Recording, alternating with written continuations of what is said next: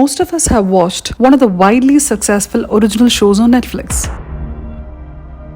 But what's the backstory of the most widely used streaming service in the world? How did a mail order DVD rental business technology become the global juggernaut it is today, with an estimated 200 million subscribers worldwide? Two co-workers with prior experience starting their own IT companies established Netflix. Reed Hastings had developed pure software. We had first met Mark Randolph and had sold in 1997 for $750 million. Mark Randolph had co-founded a mail order computer business. These two founders decided to start their own company after being greatly inspired by Amazon.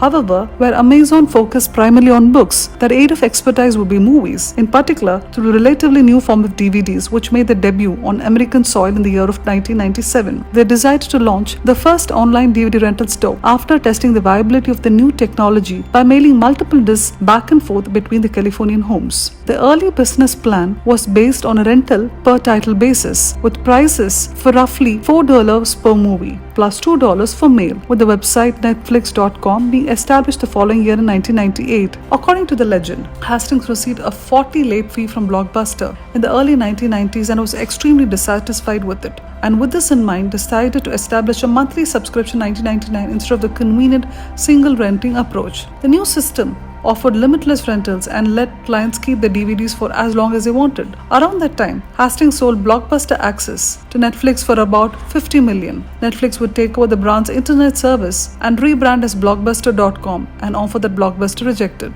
Netflix's popularity started to skyrocket as DVD players gained popularity in American homes, and it made its first profit in 2003, the same year that the service passed the 1 million member milestone. Over the ensuing years, even after Randolph left his position as CEO of the company, the number of Netflix subscribers grew significantly.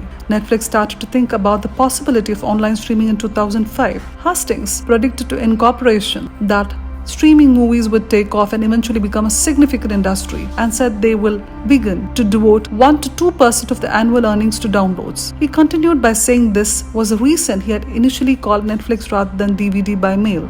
Netflix awarded a reward of $1 million in 2006 to anyone who could create an algorithm that was at least 10% more accurate in predicting movie ratings than the company's own system. Such was the company's fixation with customer satisfaction, which became known as the Netflix prize in the media. It was finally time for Netflix to implement the plan it had been waiting for 10 years, and 2007 saw internet adoption in United States surpass 50%. Despite having just distributed the billionth DVD, the corporation opted to solely concentrate on internet streaming after considering the idea of Netflix box that could download movies overnight. Just 1,000 titles in the inaugural online repertory was sufficient for Netflix to increase their customer base by millions, which in just 2 years has 10 million members and 12,000 titles. After 3 years and more than 40,000 submissions, Netflix has also announced the winner of the $1 million prize. Belco's Pragmatic Chaos, a team of computer scientists whose algorithm outperformed Netflix by 10.06%. The first Netflix original shows were commissioned in 2011, shortly after the service entered Canada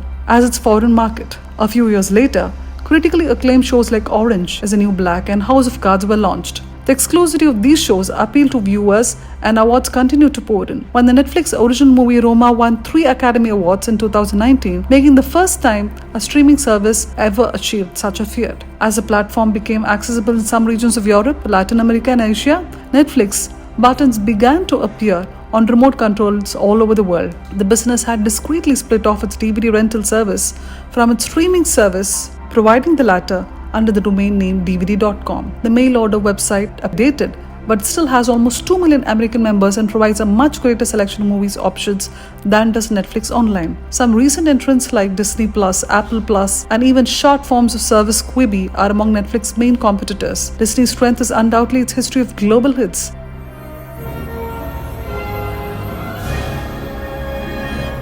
Apple's mobile gadgets are quickly gaining popularity. Quibis in its own 10-minute versions too, which are likewise considered as direct competitors to Netflix, are already well known to American audiences. Because of its more recent premium content and the growth of smart TVs with application built in, even Google YouTube might provide some competition.